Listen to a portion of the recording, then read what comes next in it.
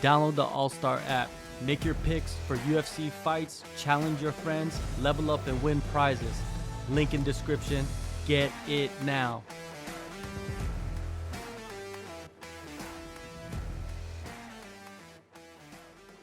Paulo Costa.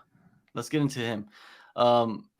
He says that he signed a new deal, a new 4-fight deal with the UFC. Well, I guess that's true.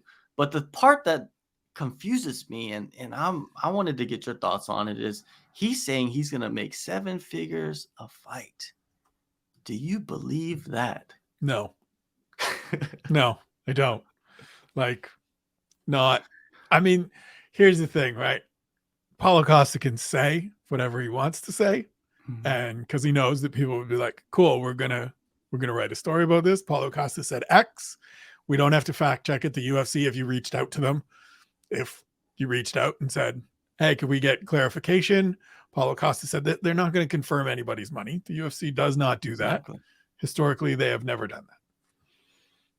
The part for me is they just let the heavyweight champion of the world bounce. They're going to pay Paulo Costa, who 2 fights ago rolled into town and was like, yeah, I ain't making 85. 7 figures to fight in the middle of the middleweight division for right now.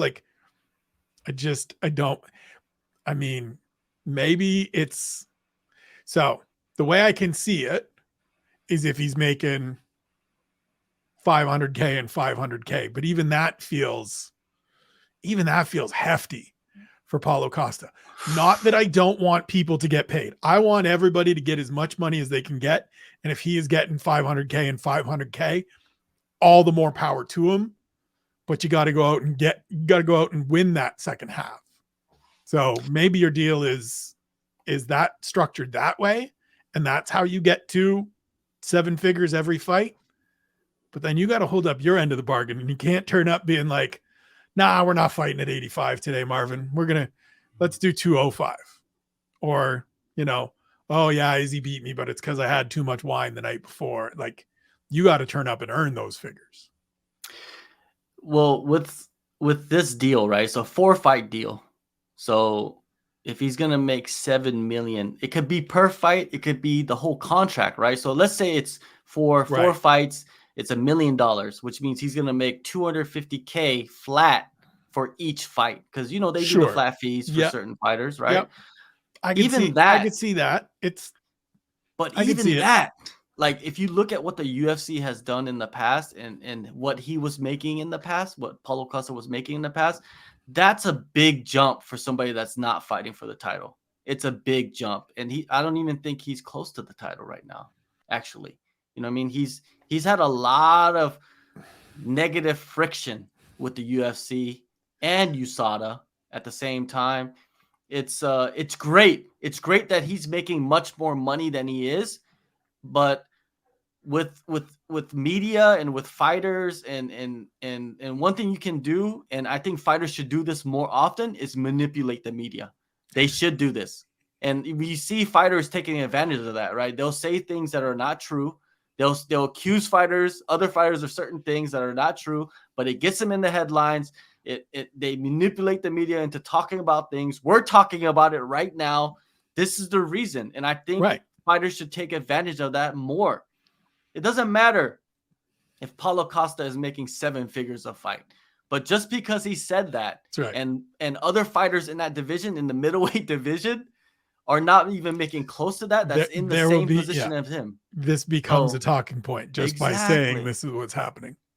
And you should do that. That's what I'm saying. I'm saying there's no repercussions for saying things in the media that are not true because you can't fact check it. The UFC is not going to tell you how much Paulo Costa is making.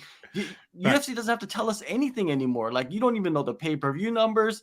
You don't know how much fighters are making. There's there's secret bonuses that are going out. There's pay and show. There's flat fees. We don't know. We don't know clearly. And because of that, you can manipulate what's out there online.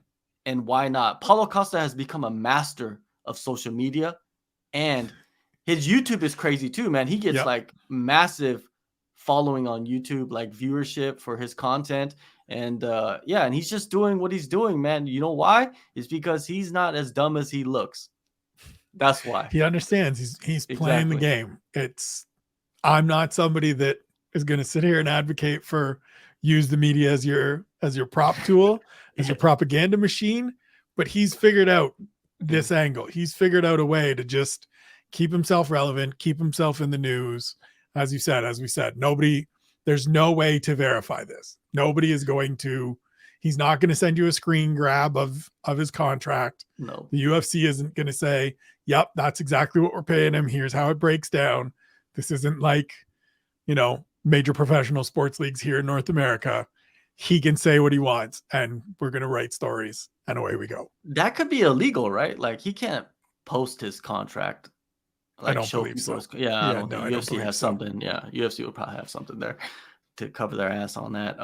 Yeah, so we see Colby Covington doing it. He's saying things. He's threatening people, right? It's all fake, and it gets people roused up and wanting to click on it to see what he says, and they hate him, and even like other fighters, which really they don't need to. You know what I mean? They don't need to go and say like, oh, I got John Anik's back if Colby Covington tries to.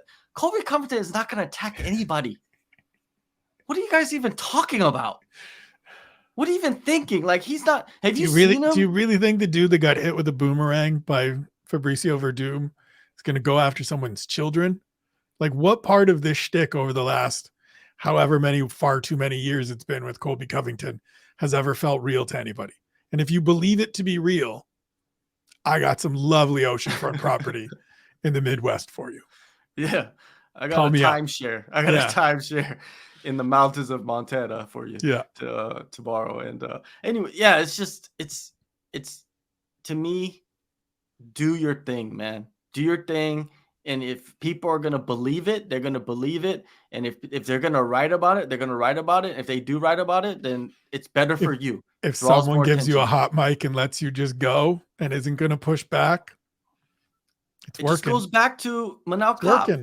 Manel Kopp too. He's doing the same thing. You know what I mean? Is that how he really feels? Possibly. Maybe, but maybe probably not. Yeah, maybe he just understands this is the thing to do to keep me out here. And looking at this division, as you said, we have the ultimate nice guy at the top of the division. Let me be the ultimate heel. It's a good play.